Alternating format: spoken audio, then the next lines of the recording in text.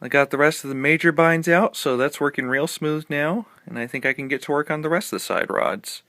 I'm using a precision scale valve gear because the original one is missing. From what I've been told, these are pretty much the same as the Arbour ones. They're just stronger material, better quality. One thing I'm having to do before I start on that is I have to grind the heads on these down real thin, because as you can see, these replacement screws I got, the heads are way too tall, so they'll just bind up with everything. Fortunately, even once they're very thin, they're still nice and strong. They've got that little washer under them, so I'm not worried about anything wearing down or breaking. First thing I'm doing before assembling anything is to get these crossheads working smoothly in their guides. This is more just tedious work than difficult. There's a lot of filing, a little bit of drilling, fitting all over. Yeah, it's really not too hard, it just takes time. And that right there is why the heads of those screws need to be flat. It's pretty much a zero clearance situation, and it looks like quite a bit of the kit is going to be like that, so this is going to be pretty complicated getting it all set up. Alright, that's one on there working smoothly. To get more clearance, I had to file the detail off the back of the rod as well as the crosshead guide. That got enough clearance for everything to have plenty of room to move. Had to do a bit of trimming here and there too. But, as you can see, that is working just fine. So now I'll just do that for the other one. I've got both crossheads and their guides in place now. And as you can see there is basically zero clearance at all for this thing to run. So it really takes some work to get all that clearance filed out and adjusted right. And I actually had to space the guides out just a little bit farther by drilling the holes in the cylinders for them larger, because they were just too close to the wheels and I couldn't get them to stop binding.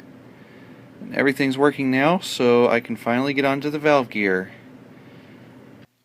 This here is the precision scale valve gear, and one thing I did not know when I ordered it is that it is only a partial kit.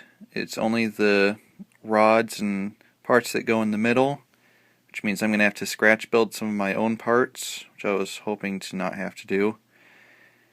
And I'm a little disappointed in the quality of this thing. I mean, this part here wasn't cast well. It broke the moment I touched it. This one doesn't exactly look that great either, along with a few of the other parts. It's going to take some work to get it put together and working right.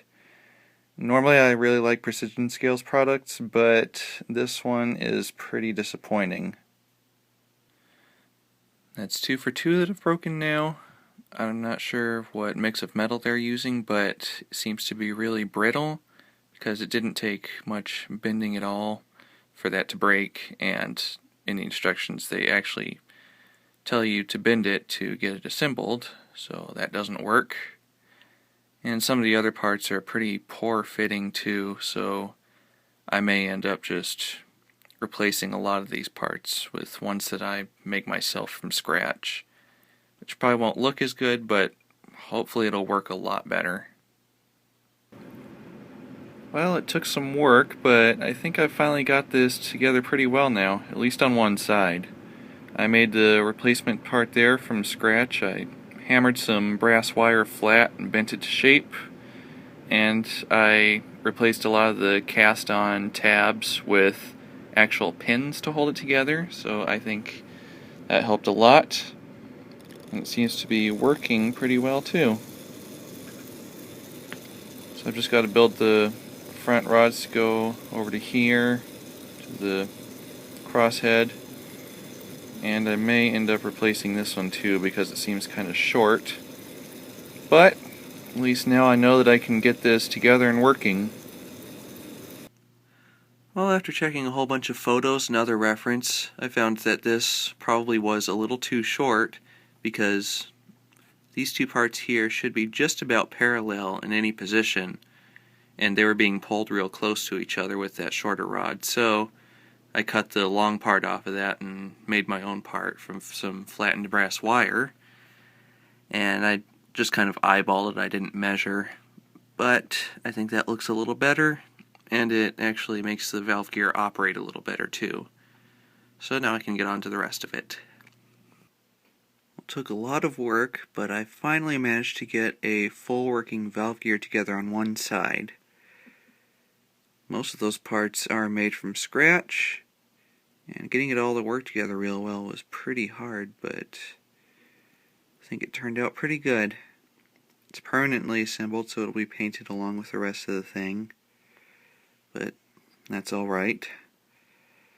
And now that that one's done, I think I'll just piece the other one together as I feel like it and get to work on the other parts so that I can make more progress with the rest of it.